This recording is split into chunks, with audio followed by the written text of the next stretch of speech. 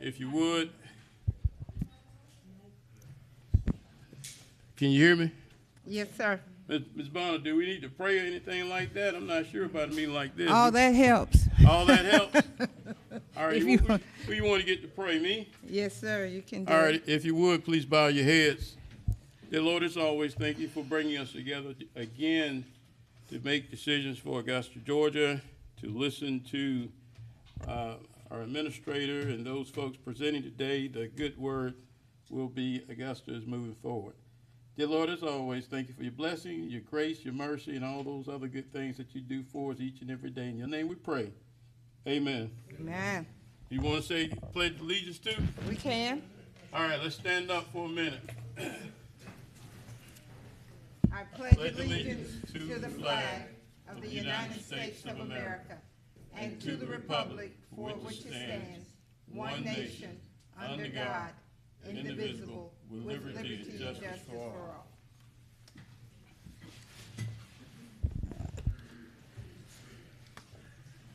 I'm gonna go ahead and get started. I think this was the brainchild of Commissioner Hassan, so I'm going to go to him first. Thank you, Mr. Chairman.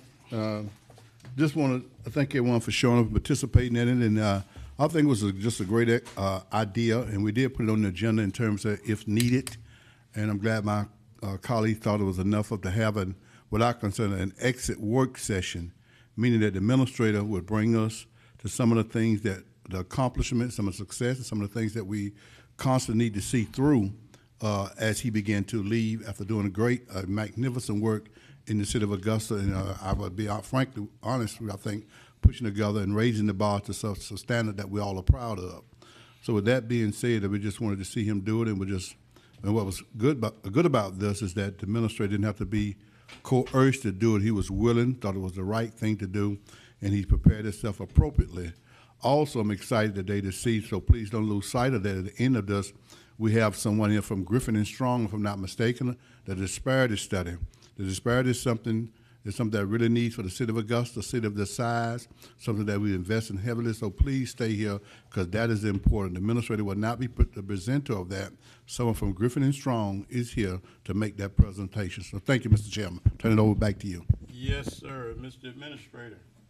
Yes, sir. Well, thank you, Mayor Pro Tem, commissioners. I would be remiss without starting by just saying, with this being my last official meeting, I would just say serving in Augusta is probably the greatest pleasure that I've had in my professional career. And while I would say that that's because of the citizens and our staff and, of course, our news media, the truth of the matter is that it's because I've had an opportunity to serve directly with you over this period and to just be a part of your leadership that has really addressed many of the things necessary for our citizens has just been a pleasure. And so I wanted to start by saying not only thank you for the opportunity, but thank you for your leadership. I've definitely enjoyed serving you.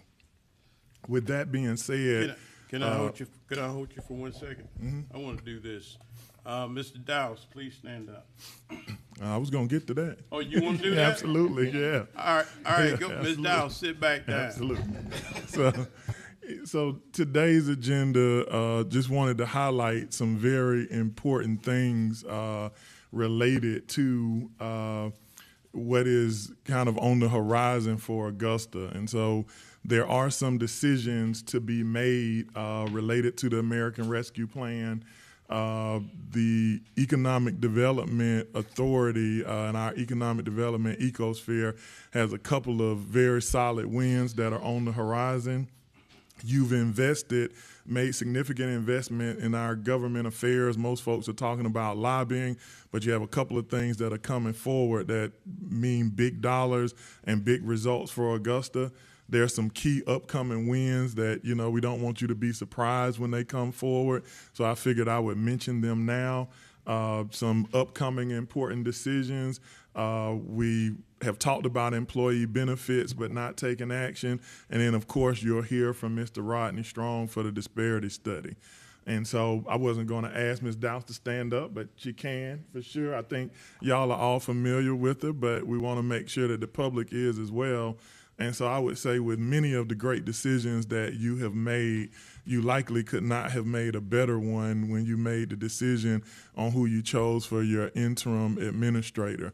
Not only because she's an Augusta native and is very committed to the organization, but I think there's likely not anyone else in our organization who has a better understanding of just about every area that we're going to touch today, and specifically being over most of our construction projects as well as our facilities. She kind of knows the ins and outs of this government from a perspective and a lens that not many others would understand. So again, I think you made an excellent selection, and we are working diligently to bring her even more up to speed on many things that you normally wouldn't have access to unless you're in the number one seat. And so I don't know if Ms. Douse just wanted to say anything or if she wanted to hold her comments to later, but I'll allow her that opportunity now.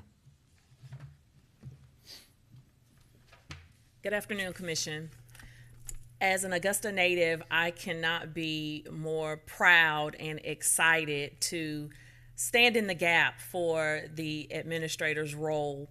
While I hope that you do not find someone immediately, I am definitely able and willing to serve and looking forward to moving Augusta in our continued forward direction.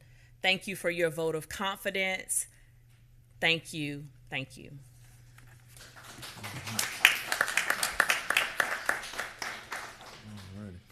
So as we move into today's agenda, my thought is that I would expeditiously, but in a thorough manner, go through all of the topics with the exception of the disparity study.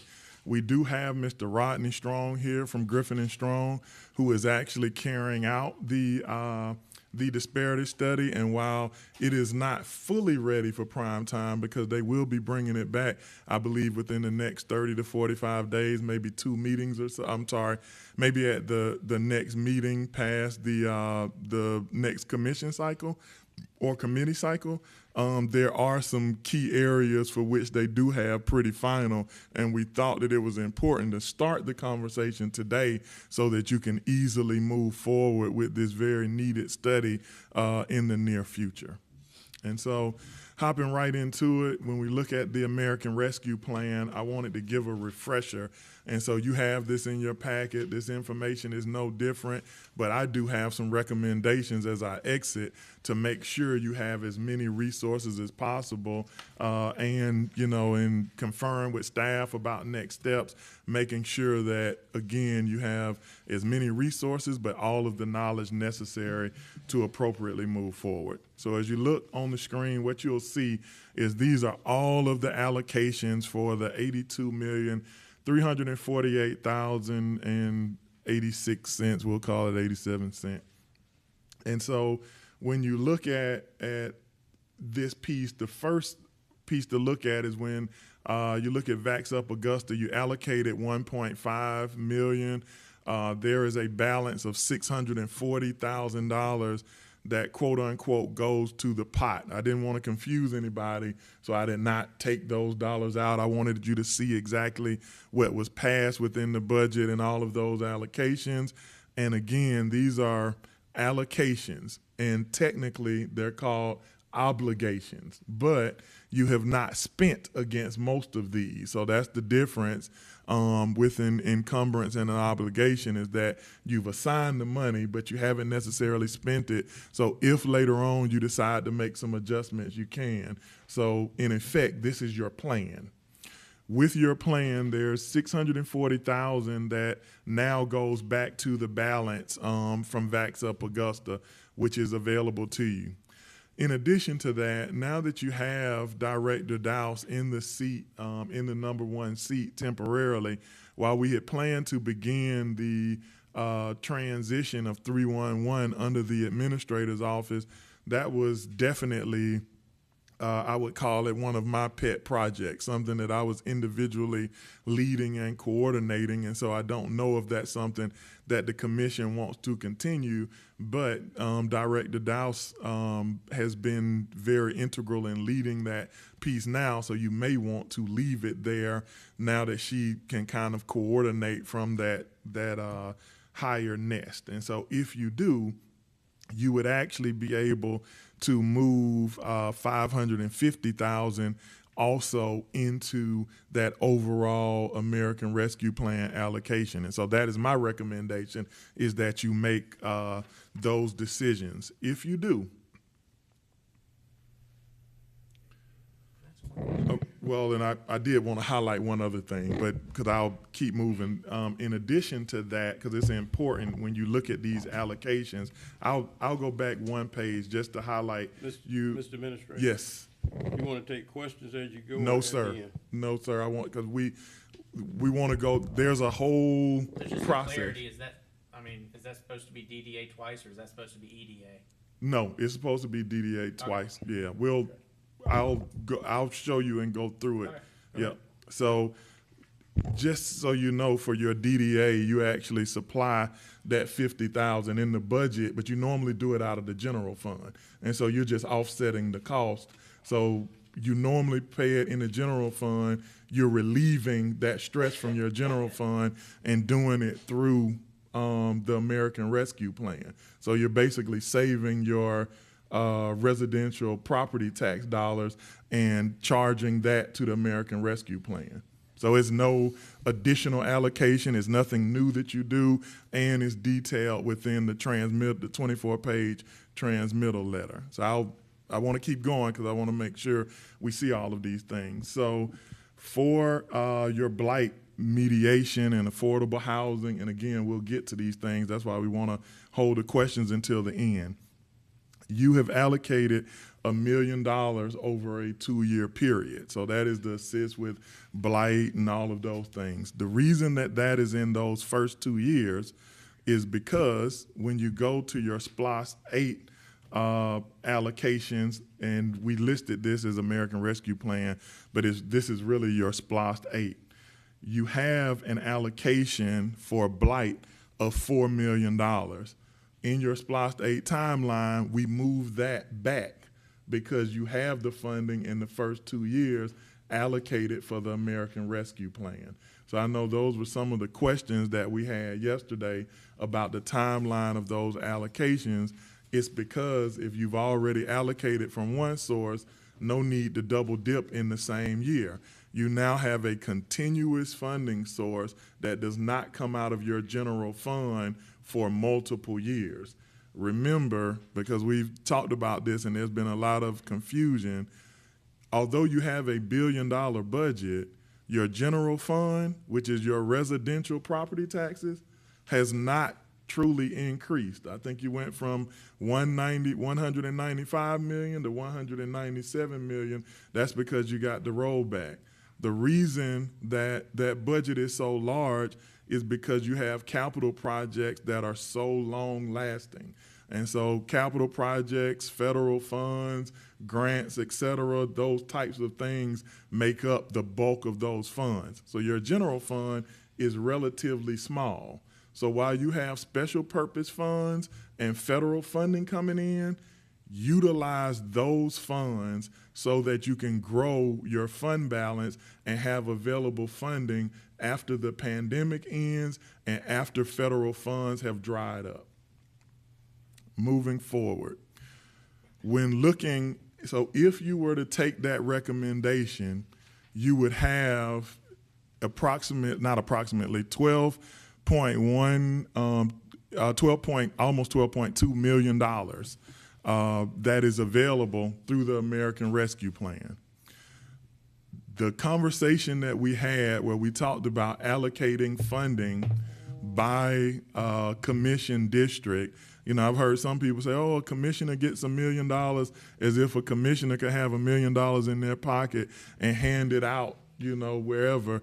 I would say to folks who spread that throughout the community is ridiculous, ludicrous. It's also illegal. And so that's not what we were proposing. What we were proposing, as the commission I know is aware, is that you would basically identify district priorities in the same way you did through the budget process, and from there, we would be able to go out to the market and identify intermediaries who would deliver that service. I'll use District 3, for example. If District 3 had an issue with homelessness and that was the top priority of that commissioner and other commissioners, you could leverage an intermediary to go out and deliver a homeless service that would be focused on District 3. And you could do that throughout the county.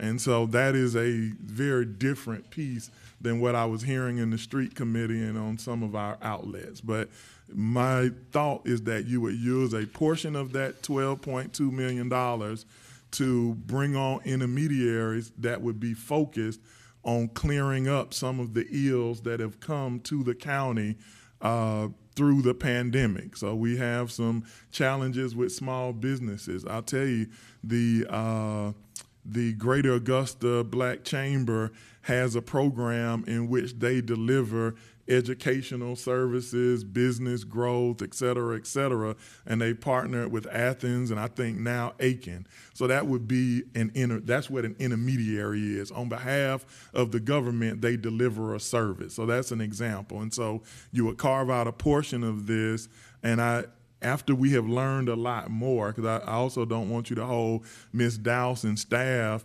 to conversations that we had going on almost 2 years ago now about the state of where things were when we've learned so much more about this pandemic.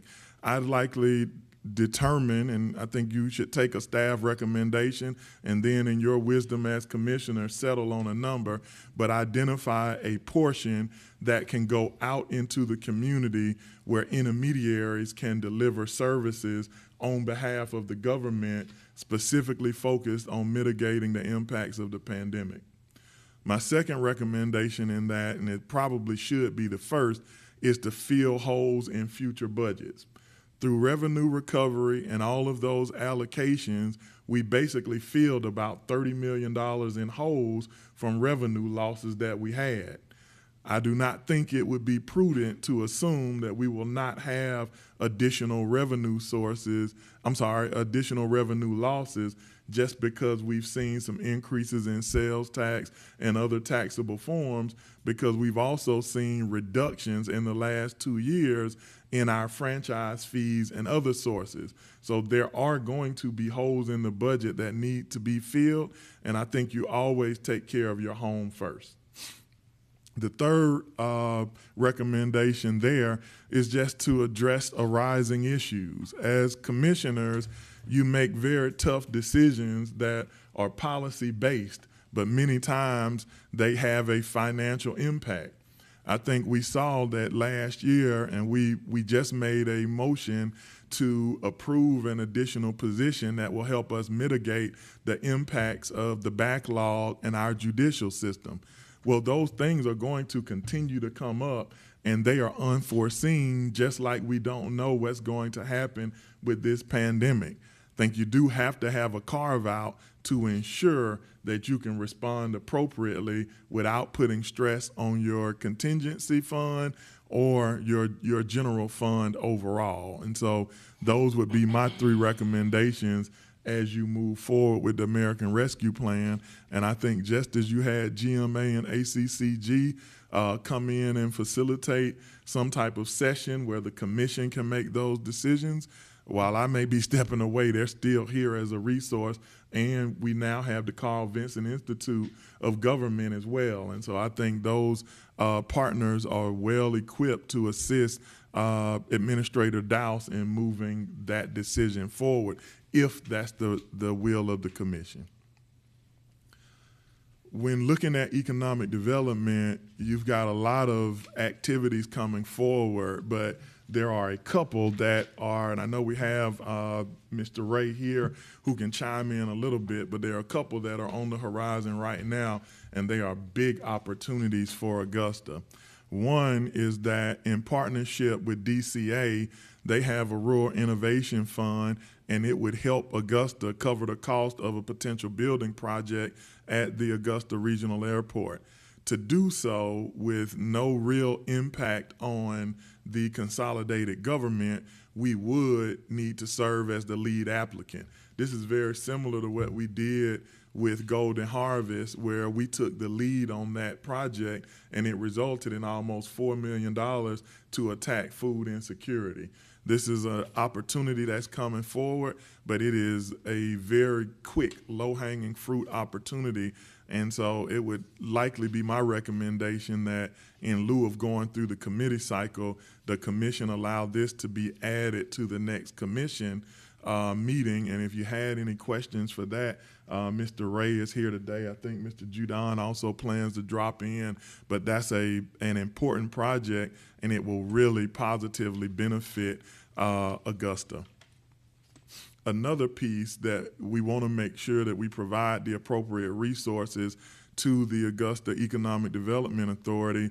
They have a carve-out that's in TIA, but it requires some approvals from the Augusta Commission. And so commission action is needed to make sure we transfer the management and oversight of the TIA-funded rail project that's listed from the engineering department to ADA. And so that will also be coming forward. If I'm not mistaken, Mr. Ray, we're looking at the next committee cycle for that. And so as we go forward for the next committee cycle, I think this is important because there is some financing and all of those things that have to occur. And for it to begin at the end of this fiscal year, the process has to actually start now. And so that's a very important piece. But those are also two very large successes that are on the horizon for the consolidated government. When we look at government affairs, and I think that ties into our economic development activities, we've got a couple of key activities that are happening on the state and federal side. I think you saw that Mr. Clyburn, our representative on the federal side, dropped in today so that we could meet yesterday to kind of finalize a few things. Our state and federal partners are both working on the veteran cemetery. I know that Commissioner Williams has been very engaged in that, and so we got some guidance on the application process. I believe last night it was related to bringing that forward. And so it's going to require a new application with some updates. And so that is in process. Our new interim administrator is being briefed on that, and both of our partners are working together. But we do want to keep our eye on the ball there, because while the Build Back Better and all these infrastructure things are coming down, they're actually not coming directly to us like the American Rescue Plan did. Instead, we have to go through and apply for grants, and those processes are streamlined for us. In addition to that, the new James Brown Arena, I think each commissioner has been briefed on the next steps for that, and it is appropriately moving forward. I think we're working with both our delegation and others to bring a new proposal back and allow our public to weigh in and bring this transformational project forward on behalf of Richmond County. I think that it is without question our commission has supported this effort, but wants to make sure, one, our residents have an opportunity to weigh in, and two, the funding mechanism is appropriate. I think the new proposals and the new activities, as the commission is aware, align strongly, and I'm excited to see what happens next with the James Brown Arena, and just wanted to make sure that you knew at the state level our lobbyists are working diligently to make sure that that comes to fruition here in the next short time frame, I would say. When we look on the federal side, there are a couple of things that are happening, and so the decision will have to make a decision, which I think is an easy one, especially based off of what we have coming to fruition. First, our agreement and partnership MOU with the Coliseum Authority, I believe, expires at the end of May.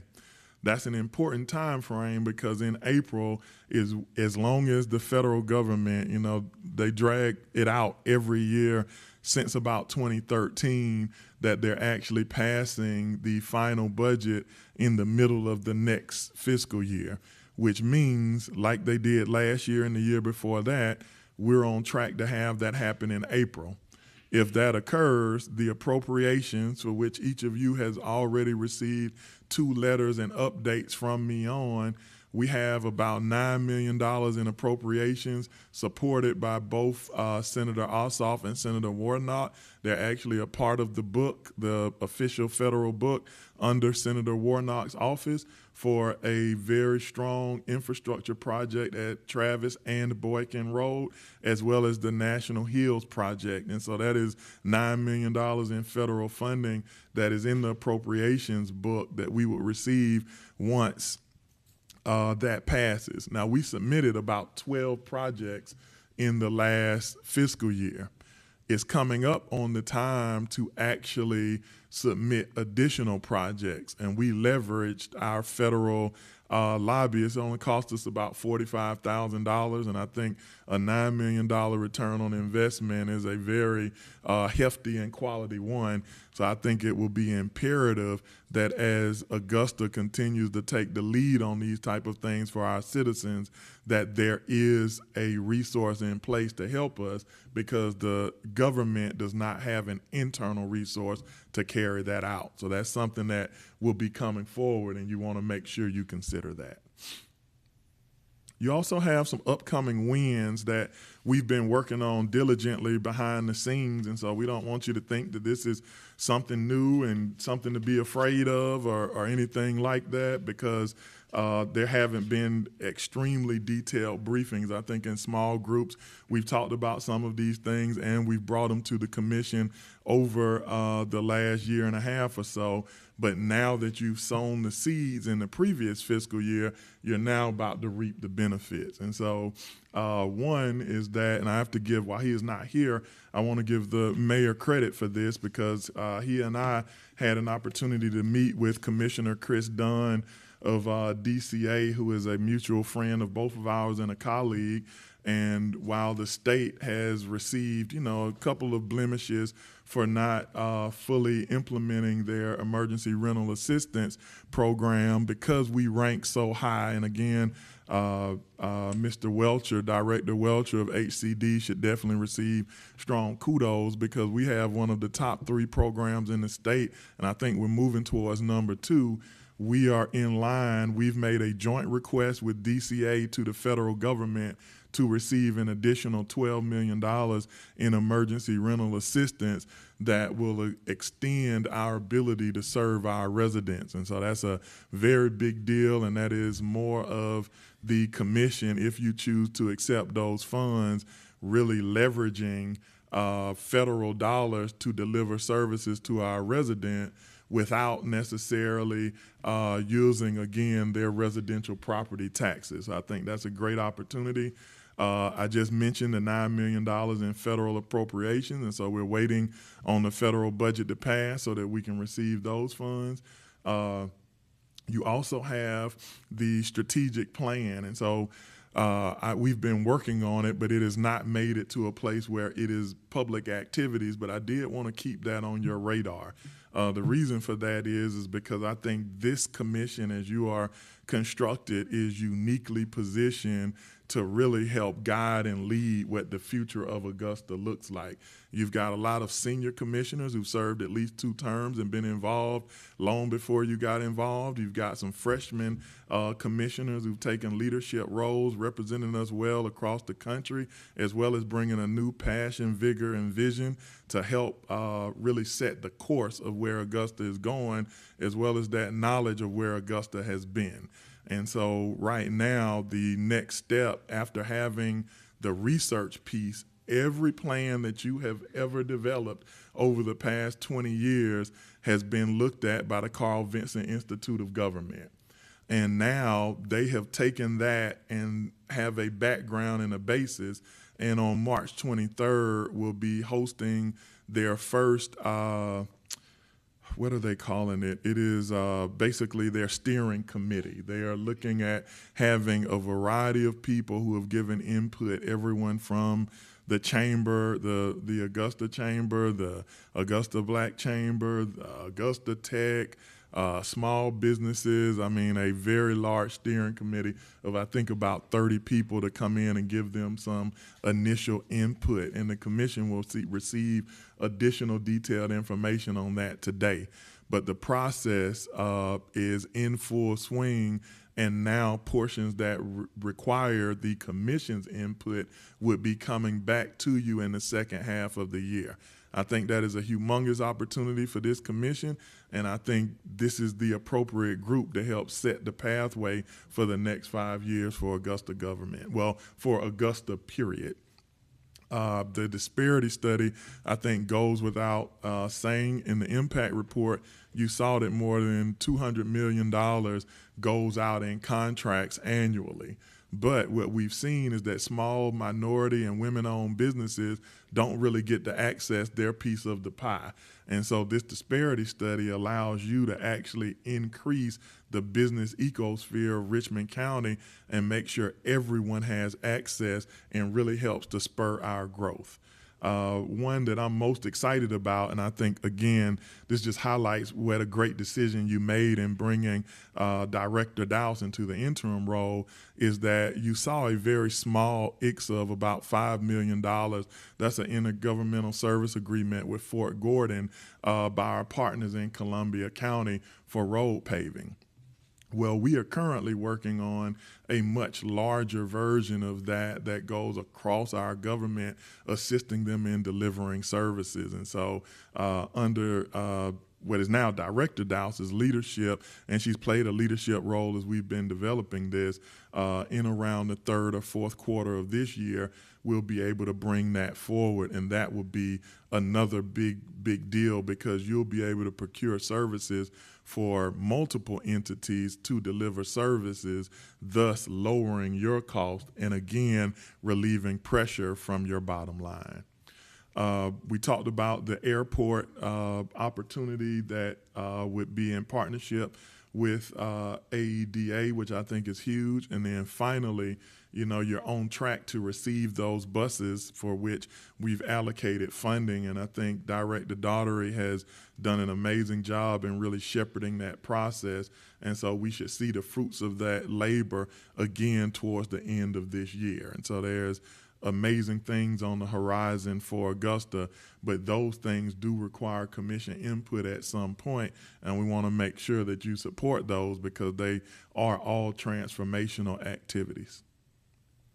There are some important decisions, though, that have to be made, and I think, we talked about street lights, so I did not include that here, but I think I would be remiss without saying that there's a once-in-a-lifetime opportunity to have $6 million available to make an adjustment for street lights in a time wherein those funds won't be coming anytime soon from any other source. And this once-in-a-lifetime opportunity to get that situation correct is one I think you have to pay close attention to. But I'd also say, when it comes to emergency medical services, that's one area that you want to look at as well. The timing, and again, I think this position, as this commission as constructed, is uniquely positioned to make sure that you are able to revamp those emergency medical services. What I mean by that is, when you look around the country, and Augusta, because we have such old structures, is a little bit different. In most organizations of our size, 85% of your calls are emergency medical service calls. And so if that trend continues around the country, I think ours have risen from about 60 to 66%, which means we're getting more emergency medical calls than we are fire calls. It makes you look at the structure of your organization and what will you be doing if you're not putting out fires. And so a part of that is responding to emergency medical service calls, and so that's something that you want to look closely at. Right now, you've got a few challenges that we're working with our vendor currently, and I think you've got some great opportunity to strengthen that relationship and also get some data so you can understand how the emergency medical services side works, as we currently don't receive a lot of data.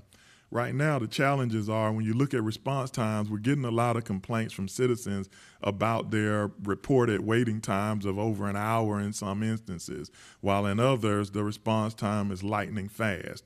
And so we don't actually have the data. There's currently, when it comes to accountability, there's no system or process in place that you can verify the number of EMS provider ambulances that are dedicated to emergency service calls in Richmond County, or how quickly some of those activities happen, because we're not sharing information. So when it comes to data collection and sharing under the current MOU, there's actually no requirement for the EMS zone provider to share those statistical pieces of data or produce call information and reports. I think at minimum that's something that has to be done to make sure we're delivering a high quality of service to our residents.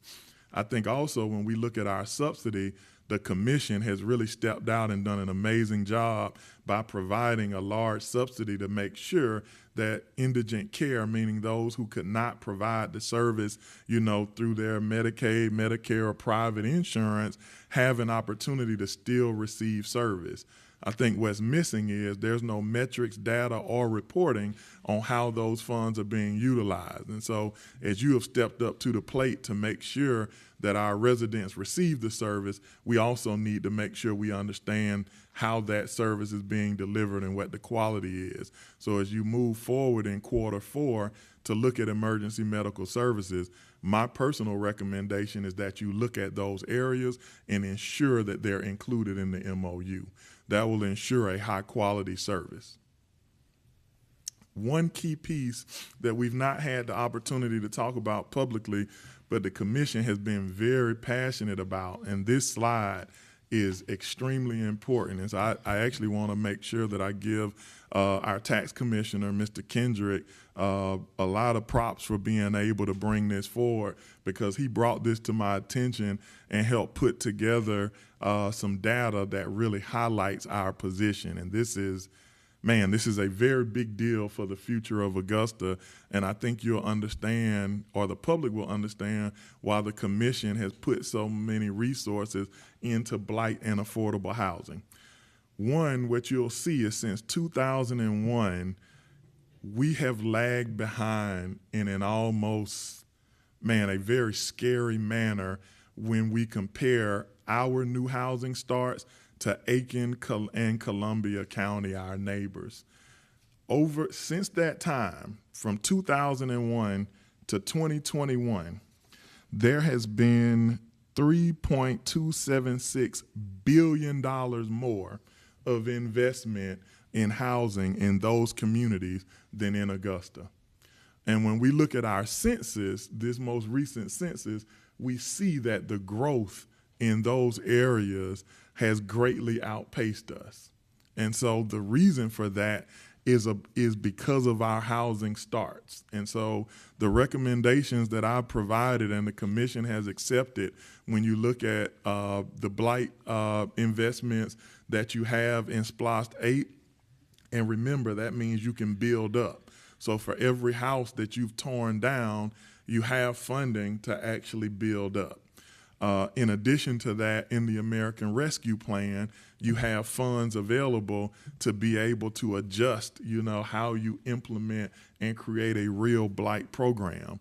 The focus of those is to provide you funds that you're able to incentivize affordable housing so that you can now catch up, or at least begin to catch up, with Aiken and Columbia County.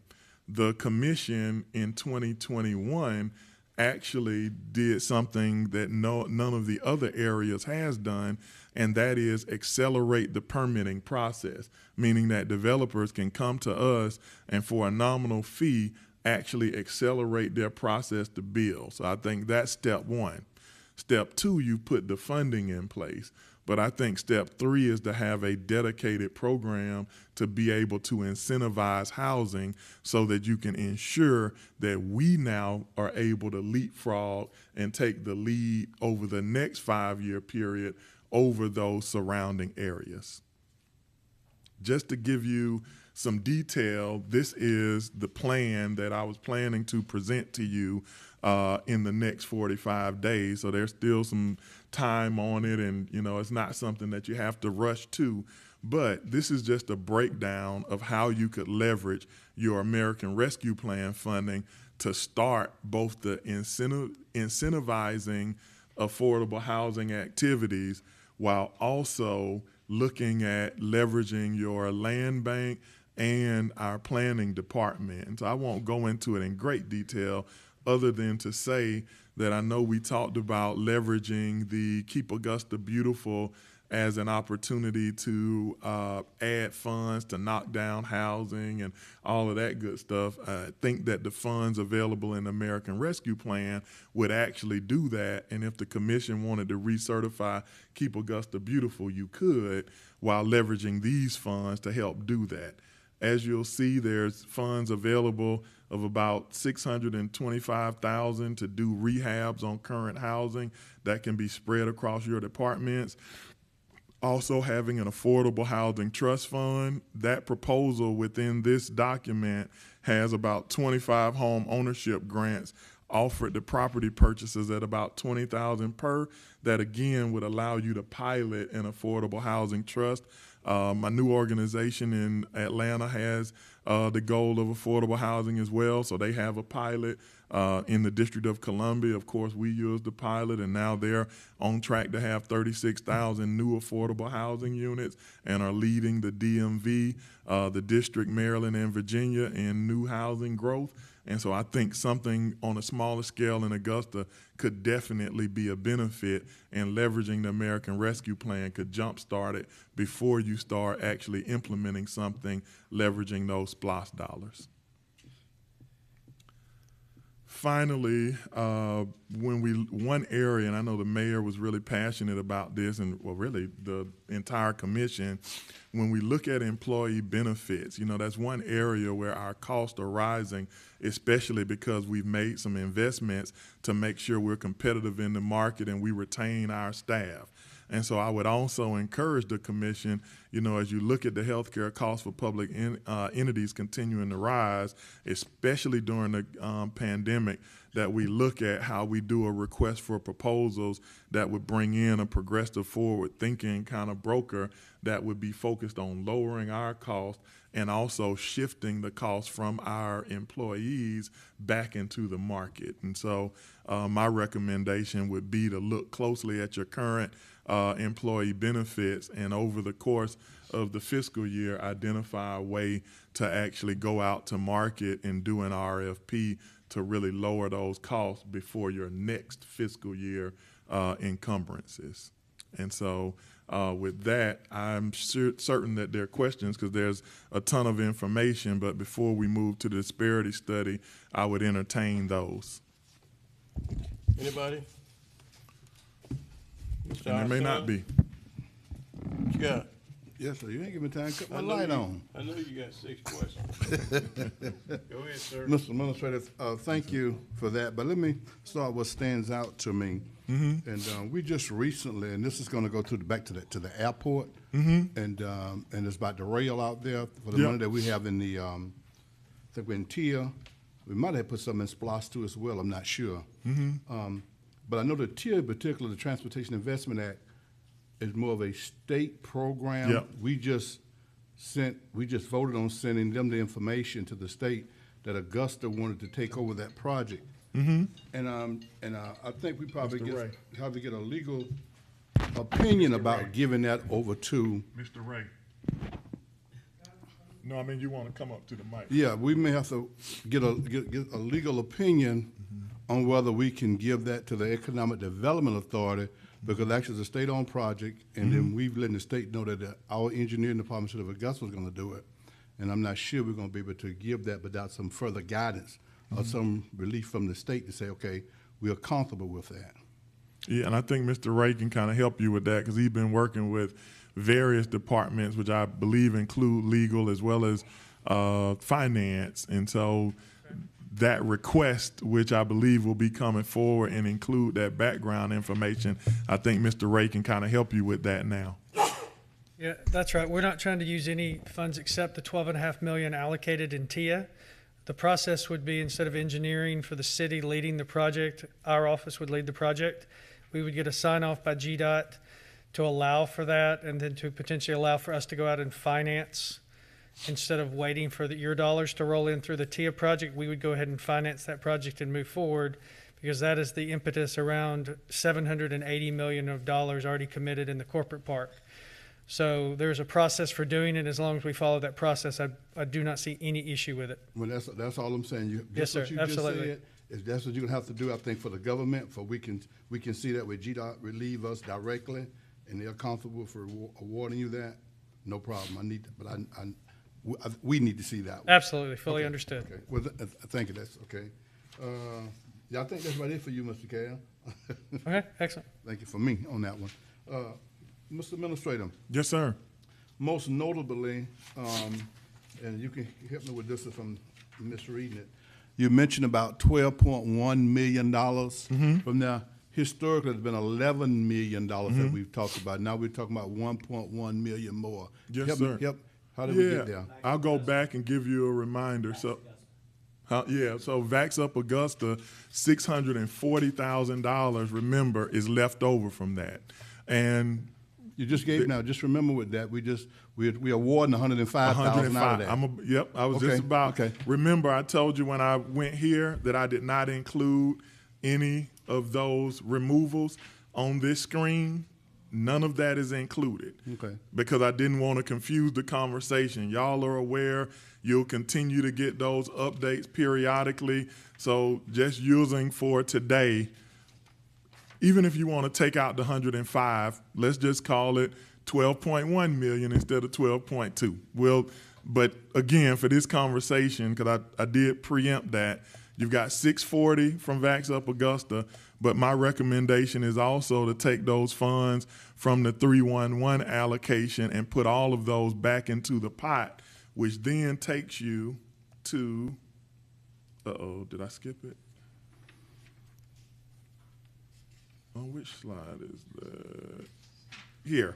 If you look in the title, that 12.190, that 105 is still included in that. So you're correct. But it includes the balance from Vax Up Augusta as well as the 311 activities. And so that would give you 12.19, which I'm just calling 12.2. But again, yes, you would have to remove the 105 out of that. Okay. So you're tracking correctly. Okay. What will we have to do? You mentioned, which is a good thing, in recommendation one, community intermediaries, and you use the Blight Chamber as an example. And if we wanted to allocate some ARP money with them as an intermediary, what does that look like? How do we get there? Yeah, so I'm putting together a case study for you. I know yesterday, while joking, Commissioner Garrett mentioned that I got one foot out the door. Well, if that's the case, I better go ahead and take my vacation. But instead, I'm still working on a few things, and I'm putting together. You don't have any vacation. Yeah, right. I ain't took a day off since I've been here now. But the one-page case study will detail how Cobb did it, and they simply had a one-page application where the intermediaries could apply as long as they were delivering a service that was identified by the commission. It's a very similar process that you used for SPLOST when you did the challenge grants. Okay. Yep. Okay. And so I'll have a one-page case study that I'll be working on with the interim administrator, and we'll use the Cobb County form, and of course you'll be able to adjust it to Augusta. Okay. The other thing, the next one I have is about this, the $800,000 for the city to apply for the site preparation funding. Talk to me about that a little bit. Which one is that? I'm sorry, I heard you, but you were A key drifting. pending project. It's like it's at the airport or something. Oh, got it. That's actually the Augusta corporate. No. Yeah, you're talking about at the airport. That's another one that Mr. Ray can give some additional details. This is the one I think we're really excited about, and it's a grant from DCA similar to the others we've received. Yeah, the Rural Innovation Fund is a new program set up by DCA. We've been looking at the airport, working with Director Judon at the airport on growing hangar space because the airport is out of hangar space. We have a couple of options for growth at the airport, but need the hangar space. So as we've been discussing with DCA and the state, this was one program that could be used for site preparation to prepare for the construction of hangars at the airport as what they would call a capacity building grant for the airport. The airport can apply, so we would look for the city to apply. We are glad to write the application, so it's no city staff time, and as far as we can tell, no city match. It would simply be the city being the applicant for the grant for eligibility status, but my office would do all of the work to apply on the city's behalf. So if there's a matching, I'm gonna get ahead of myself. So if there's a matching, let's just say 25% matching. Do we think that the city's gonna put it or the airport's gonna put it? So that's our battle. We haven't gone down that route because right now there is no match that we've seen in any of the documents. But again, this is a new program, so they're setting up the program. But let's say it's a 25% match between the city and our office. We'll figure out a way to make that work. Okay. And Commissioner, All right. I've had some of those direct conversations with the commissioner, and at this time, there is no match, and we'll find out more as we go through the process. But as of right now, today, and again with the deadline being April 18th, we do not foresee any new hurdles or a match to this. Okay. Yeah. And my final question for right now. Thank you, Mr. Wright. My final question, Mr. Administrator, and you really don't have to answer this question unless you're comfortable, because it may be more of the administrators, our interim administrator and her staff, her team, to have this information in their hip pocket. For all of the ARP money, the CARES Act money, and all the things that we've done, that's going to has put us in a position to win for the next couple of years directly. Is there a hard and fast number that you all have ascertained that this budget needs to increase for those things, whether it's the increase in salaries and all of those things, that we need to hope our budget has increased to absorb those numbers beyond the ARP and the CARES number? If you say, Commissioner, we're working on it, I'm fine with that. But for me, that's foremost at the front of my mind, to be able to maintain my standard of living. That's right. So the only thing that you would be looking at, and we've put those things off for a 4-year period, is any salary adjustments that you have made. Those, when those funds expire, those are in perpetuity. So any adjustments related to people, is the best way to say that, are made in perpetuity, except for positions that you put in the budget that go away. So remember, the positions that are funded by ARP, any of those new positions, they go away at the end of that time frame. And so those are grant funded positions. But keep in mind that the increases that we gave, and I think we've beat this horse to death, to take people up to $15 an hour, et cetera, technically on paper, and finance has been leading this, and so you want to make sure they continue that process with no adjustment throughout the American Rescue Plan. You are providing a supplement because in the midst of the pandemic, Augusta is remaining open. And so what that means is Mr. Donald makes $11 an hour. Right now, he still makes $11 an hour. But you have put in the budget American Rescue Plan funding to take me up to $15 an hour. So I receive $15 an hour, all my benefits adjusted, all of those things are funded through the American Rescue Plan. And then at the end of that American Rescue Plan period, then the city kicks in that additional $4. And that's my question. Does finance, and from what you know, have a handle on what that number's going to be, or what our budget needs to increase to absorb all of that? Oh, absolutely. And that's absolutely. And so in that presentation, when we presented the final plan, because once we received the information from the commission on what you wanted, I think you remember we did a work session that broke it down. Those numbers are included in there because those are the exact numbers that we're leveraging the American Rescue Plan dollars for. So those numbers don't necessarily change unless, you come back and do an additional action. But here is something based on what you're saying that's going to be vital for the commission. all of these decisions are tied together. So you can't make one decision in a vacuum and think it doesn't impact the other. And so as we look at our budget, I think Commissioner Frantum had a question about the funds from the DDA, right? Well, you give them $50,000 a year, right? Now, I'm just using that as an example. You may give somebody else $100,000 a year or whatever it is. If it fits into the American Rescue Plan, the allowable cost, we have allocated those costs so you can relieve the pressure on your general fund. And so you want to make sure that you continue to relieve the pressure on your general fund. Because if you continue to relieve the pressure on your general fund, then you don't have to worry about those costs, and you get to build your coffers. Thank you. Thank Yes, you, sir. Mr. Chairman. I'm through for now. You through for now? I'm through for now. For now. All right, Ms. Scott. Mr. Administrator, Yes, affordable ma'am. housing, I think I'm a little alarmed. This is alarming with with these numbers. Do you think it's because what we, Richmond County, deem affordable and the other counties are different? No. I think it's because Richmond County has been bigger than everybody else forever. And so you're you're the biggest in the group, so you're not going to grow at the same rate as everyone else. But because you had everyone here, that means folks were coming from Columbia to work. Well, now they moved to Aiken. People were coming from Thompson to work. Now they've gone to Columbia County. So you're still, you can look at your sales tax numbers, they're continuing to increase because Augusta is the mecca for commerce for the CSRA. But what has happened is now you've got other pockets of commerce and you've got other housing, and so now it's a more competitive market and we're not growing at the same rate. So now, where we are now, we have to focus on making sure we increase affordable housing and housing in general. It can't just be affordable. You've got to have some market rate housing as well to make sure that our community is continuously attractive.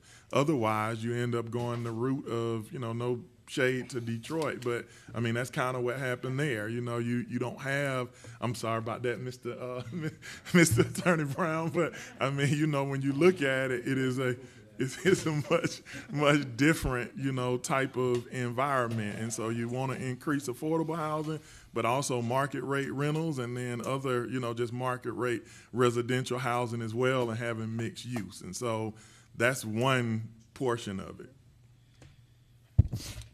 Anything else? You good, Mr. Williams? You good? Mr. Hassan? No, sir. You good? Ms. Bonner, you got a question?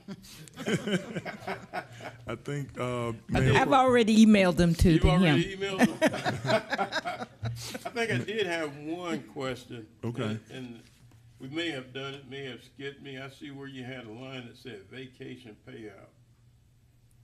where?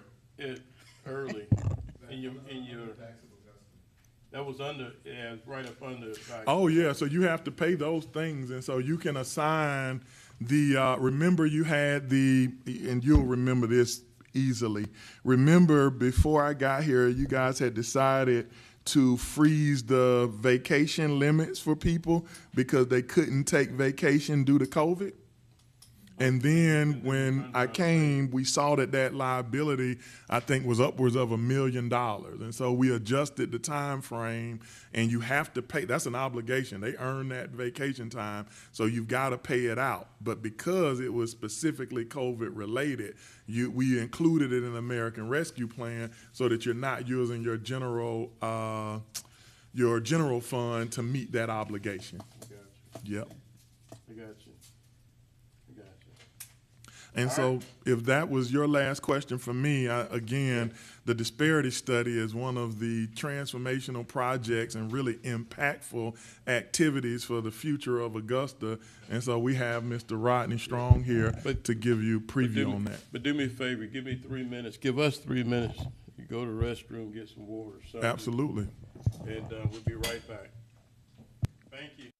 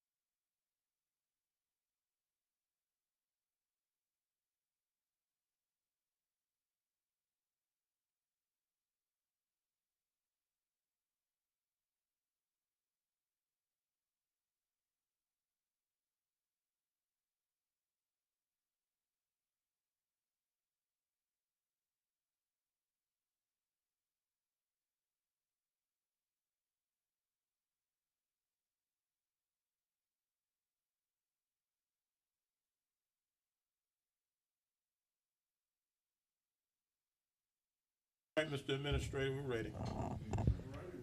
Strong will lead this portion. This is actually product of Griffin Strong, and definitely want to acknowledge Ms. Phyllis Johnson, who led. Oh, I'm sorry.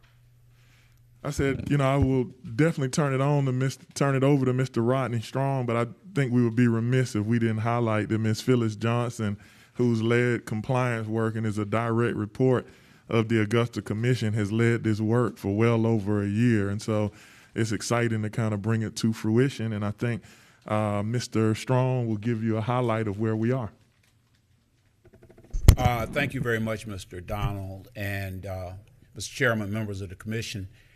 I'm Rodney Strong. I'm the CEO of Griffin and Strong.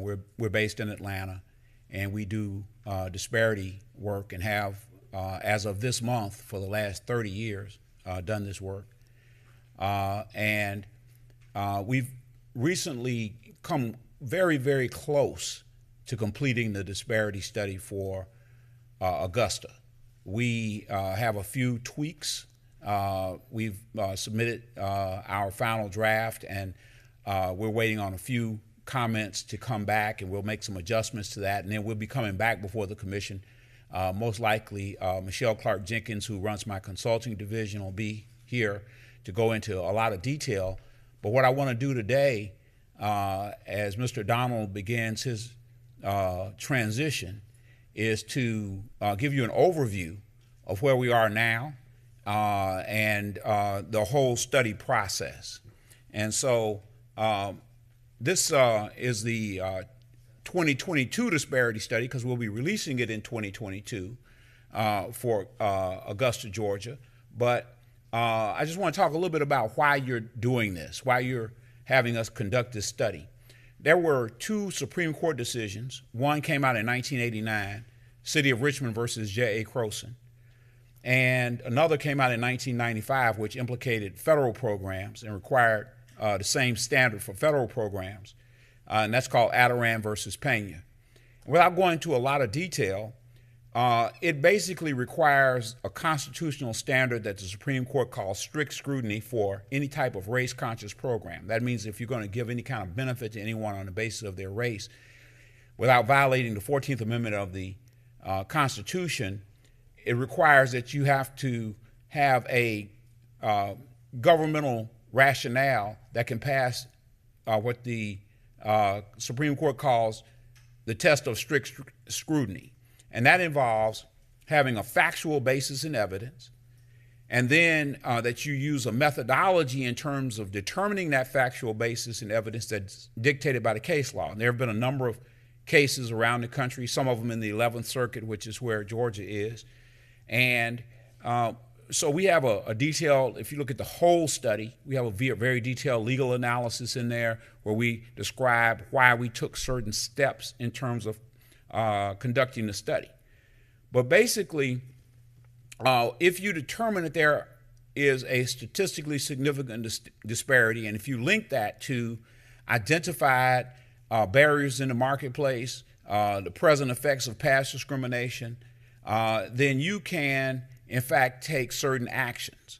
Now, there are two types of basic actions. One is, race and gender neutral actions. That doesn't really implicate the Constitution, so you can move forward with a program. And that just basically means an action that doesn't provide any preference, benefit, or determination based upon race or gender, even though the program may in fact be beneficial to a race or gender group. And then there's the other action, race-conscious action. A race or gender-conscious program is one that provides a preference, benefit, or determination based upon race or gender. And so there has to be findings of disparity in order to have a race-conscious remedy. And so for this study, we looked at all of the spend for fiscal years 2015 through fiscal year 2019. And we looked at construction, architecture and engineering, professional services, other services, and goods. And we made a determination that the relevant geographic market is the Augusta MSA and the Atlanta MSA. And that's because a number of firms in Atlanta are utilized in this MSA. And so doing that, we came up with these indices, which we call disparity indices. And if you look at it, you'll see that we broke it down by ethnicity and gender. So you'll see Black American, Asian American, Hispanic American, Native American. You'll also see non-minority females as a separate category. And you look at the total MWBE, and then it'll show you the percentage of dollars and the availability in the marketplace. And so when you look at total MWBE, you see that we had about 13% that went to all of the various ethnic groups and non-minority women, and we had about a 36% availability, and that connotes underutilization. And it's a statistically significant underutilization. It's more, is less than 80%. And so if you look at this, this is construction. Go to the next category, that's architecture and engineering. We see less of a spend, but we see still a pretty substantial disparity index, but it's not less than 80%. So you see it at about 87.90% for total MWBE. But when you look at the various ethnic groups, for instance, African Americans, they're statistically significantly underutilized, Asian, so forth and so on. So you see that in the far right column for A&E, or architecture and engineering. And then we looked at professional services and the various subcontracts for professional services. We showed underutilization in all those categories. And when we looked at the prime contracting and other services, we showed underutilization, looking at our master vendor file and looking at the distribution of dollars by business ownership in the fiscal years. And so for goods, we showed underutilization in most categories for most ethnic groups. We did show some overutilization for Native Americans because of their very low availability in the marketplace. But we generally showed underutilization for prime goods. And so this is a chart that just gives you a breakdown of the disparities that we showed in every category for every ethnic group and for non-minority women. And so that chart just kind of breaks everything down. And this gives you disparities we found in subcontracting in every category by ethnicity and gender. And so I just wanted to go through why we do the disparity study and what our findings were. And so consequently, as a result of those statistics, we're able to make certain recommendations as to how you can improve. And so I'm going to go through just a series of recommendations and findings that we had. And so our overall findings are this. Even after we did a regression analysis, we found that disparities by race, ethnicity, or gender status of the firm's owner remained after controlling for capacity and other race and gender neutral factors. And all that means is we did a statistical test and we did then a regression analysis to say if we hold race or gender constant and we look at other factors such as number of years you've been in business, the education of the owner, other factors that are known to have an impact on the revenue of businesses, if you hold all those constant, do you still have a disparity? And after conducting the regression analysis, we determined that you did still have a disparity. And then we did what's called anecdotal findings. We had a website that was dedicated where people could send us emails. We did a random stratified sample, and we interviewed people in every category, every ethnicity, every gender. We did in-depth interviews. We also had focus groups, and we had representatives from every ethnic group and from non-minority women in the focus groups. We also had testimony, public testimony, which we got on the record. So we had a number of methods of gathering anecdotal evidence. And we took that and we developed a report, which is part of the disparity study. And the anecdotal findings support the statistical analysis and the regression analysis. And then we made a determination that the work that you're already doing needs to be continued. You already have a race and gender neutral program, but we found that it's not, obviously, because of the numbers that we saw, as effective as it could be, and because of the disparities and the anecdotal findings we have, we believe that there is a legally sufficient basis to move forward with certain carefully, narrowly tailored, targeted race and gender conscious elements to your program. And so we're making a number of recommendations. The first one is to enhance the race and gender neutral local small business opportunity program. The second one is to set contract by contract subcontractor goals with robust good faith efforts. Require that firms make good faith efforts to reach the subcontractor goals. We're also recommending that there be a goal set for every category, which we call an annual aspirational goal. We're also recommending that you strengthen your contract compliance program. And I'll talk a little bit more about that later. I have a slide a little bit later, talk a little bit more about that. But compliance is key to whether you get results. And the only way to get it is to enforce it. Anytime you don't have a traffic cop, people speed. And so you got to have contract compliance. Recommendation number 5 is to improve outreach. We found that if there's an outreach effort, firms that historically have said, well, maybe we can't do business with the government, maybe there are barriers to us doing business with the government, if they know that there's an opportunity, they'll make the effort to do what's necessary. We also recommend forecasting. That is, when you approve your budget, you know you're going out for certain services. Here in the presentation that Mr. Donald did earlier, he talked about certain things that you're allocating funds for, that you intend to go out and obtain. The idea is to forecast that, get that information to your team so that they can make the community aware of what these upcoming opportunities are as soon as you've budgeted them, and so that you can begin to do a process by which firms will become prepared to compete for those upcoming opportunities in the marketplace that you're going to create with your budget allocation.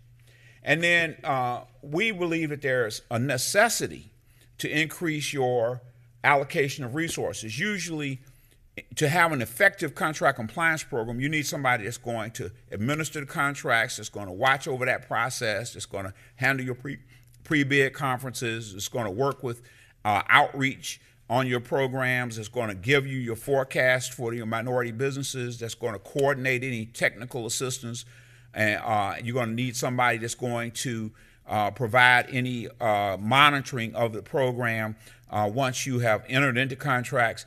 You're going to either need to have somebody to do certification, or you're going to need to enter into an interlocal agreement for someone to do your certification. So there are a number of steps that need to be taken to have an effective program. And we're also going to make certain recommendations regarding data reform.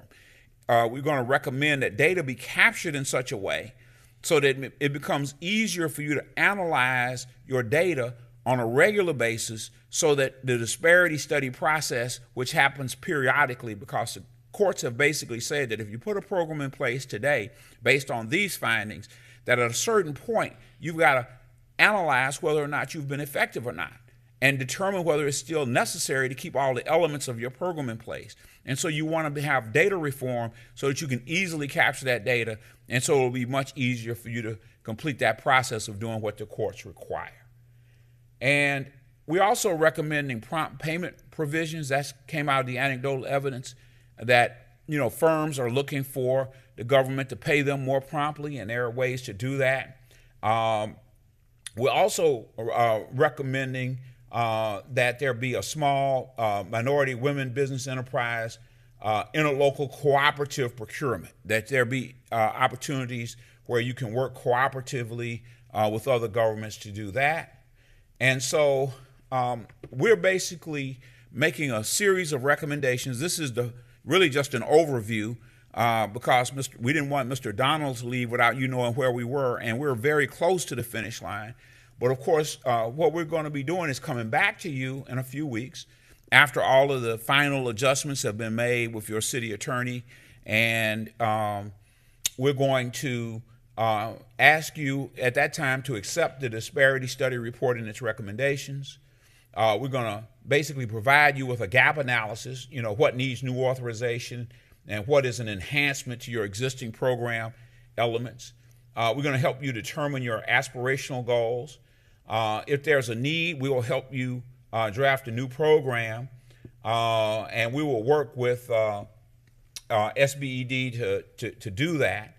And then we will give you a plan for implementation, what the phases should be, what the tasks should be, what steps you need to take. And we'll make recommendations regarding your budgeting and staffing needs for any new program elements. And then, of course, if you would need us to do that, we'll certainly help you develop a training protocol to train staff, which includes the goal-setting methodology. And we've done that in a number of jurisdictions. We're doing that work now in Mecklenburg County, North Carolina. We're doing it in Bexar County, Texas. We recently did that work about 5 years ago in Clayton County, Georgia, and we're now redoing additional for new staff, doing some training for them right now. And so I just want to hit these highlights of what we think an effective contract compliance program. I said earlier you need to enhance your contract compliance. And there are 5 steps that we think are critical. One is assessment, an initial assessment of individual MWBE availability and capacity for specific scopes of work. In other words, look at it's important to do some kind of an assessment of what your actual availability of firms that are really in the marketplace and prepared to actually do work on the front end before you get ready to bid projects. There's also a necessity to do outreach. Already, just your SMWBE program is already doing a good job with outreach, excellent job. And the survey showed that although 66% of respondents were certified, the remaining 33% lacked knowledge of the certification process, and that presented additional opportunities for outreach. We're recommending that Augusta continue and encourage and assist firms in getting certified. We're recommending in procurement that all applicable solicitation packages and awarded contracts should include new MWBE commitments as contract terms. And then with regard to monitoring and compliance, which is really the enforcement of a contract compliance program, it's the compliance part of it, the science of compliance, is monitoring and compliance. And it's essential that there is close monitoring of vendor performance and the efficient closeout of projects to verify that MWBE firms are actually performing the work that they're contracted to perform and that they're compensated in a timely manner and the amounts committed. That means it's essential to track all subcontractors as a matter of process. And so that's just a quick overview of where we are. I'm available for any questions, of course, but we think that we've made a lot of progress working with your team. I echo Mr. Donald. We couldn't have done anything without the wonderful staff that you have here, and we're really appreciative of them and the work that they do. Any questions? Go ahead, Mr. Administrator, you got something? No, I think the only thing that I would add is that I think, would it be an understatement to say we're about 95% done, if not more? Yeah, at least 95%. Yeah, done. and so I think this will be coming back before you, and there's some very strong and quality recommendations there. So, I would think that at least I've been able to be an integral part of it with Mr. Brown as well as Ms. Phyllis. And so as we look at this opportunity for Augusta, it's a really big deal for your small minority and women-owned businesses. And so I'm excited about it, and I think this is one thing that I wish I was still here for, so I can add that to my resume, because this is going to change a lot of lives in Augusta, and I'm just excited that you guys get to be a part of bringing it forward. All right, Mr. Hassan. Thank you, Mr. Chairman. You Mr. Strong, right? Griffin and Strong, Mr. Strong. All right. Thank you, sir. It's a pleasure to have you here today. Some of the things that you mentioned, such as having this MBE in all of our contracts, setting our aspirational goals and things of that nature, is that something that you all will be sitting in with us, with our compliance department. As you also said, they probably need to beef up staff and things of that nature, and training us on what that should look like, as opposed to just giving it to us on paper. Will you walk us through? Will you be coming in and walking us through that process to get us to where we need to be, to set those parameters up that we need to have? Yes, sir. That's our intention, is to work through giving the team all of the necessary resources in terms of advice about whatever it is that's necessary to actually implement the program. Okay, so the first thing we would do pretty much when you come back, you would come back and pretty much we will accept your findings and we will adopt that, and then that internal process starts at that point? Yes, sir. And we at this point we haven't worked out a final scope of work on exactly what it is that the government is going to want us to do, but we're prepared to do everything. And there is a line item in our contract for us to do this work up to a certain point. So okay. We'll figure out exactly what that scope is and the details of that. But when we come back, we'll come back with you'll get the full report, which is going to be about 300 and some odd pages. You're going to get an executive summary, which can be distributed. We're going to make sure that that's available and is in a position where it can be put online so that your constituents can download it. And we're going to have, probably by the time we come back, we will have worked through exactly what we're going to be doing to help with the implementation process. So when we're talking about another workshop, then at this particular time, and now that we're talking about a workshop when they're coming back. Well, at the very least, we're going to have the final report with most of what I have here, except maybe there will be a few tweaks to it. Okay. Well, thank you very much. Appreciate it. Good to have you here. We look forward to having you back. And I said, Mr. Brown, Ms. Phyllis, and Ms. Dowse, we look forward to y'all letting us know when you set that workshop up and get them back in here. All right. Thank you so much. Thank you. Anyone else? Okay. Thank you today, Mr. Administrator, for your update, and you're going out the door, song and all that kind of stuff. Welcome to Ms. Dowse. Thanks to Ms. Johnson and Mr. Strong for that presentation. And as always, thank you, Ms. Bonner and Natasha, Alicia. I forget your name sometimes. But, well, you can beat me going out the door. But if we have no other business, Ms. Bonner? That's it, sir. We are adjourned.